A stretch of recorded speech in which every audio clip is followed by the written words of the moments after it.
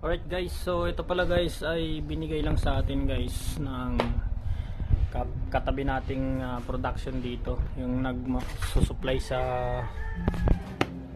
Pandayan Bookshop ng whiteboard. Ayan.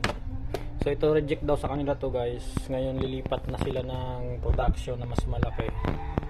So papatapon na saan niya to guys. Ngayon hiningi ko na lang guys kasi gagawa natin ng paraan para mabuo ulit natin ng whiteboard. Ayan. So ganito guys.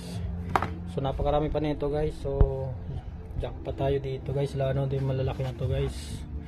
Gagawa natin po ng dalawa.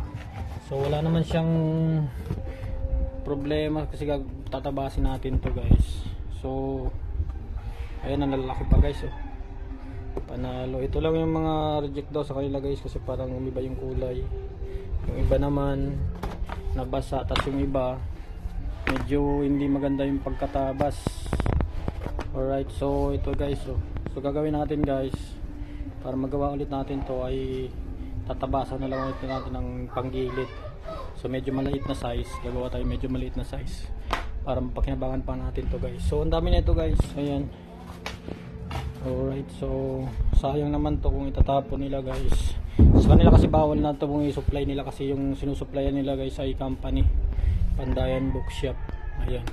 So sinusupplyan rin pala natin to guys ng alkansya, yung nagbigay na sa atin nito. Sa atin din sila kumukuha ng alkansya. So ayan, kaya medyo nakuha natin guys. Binigay na lang sa atin to kasi tatapon na lang nila guys. So marami tayong magagawa nito guys. So marami pa niyan guys. So alright.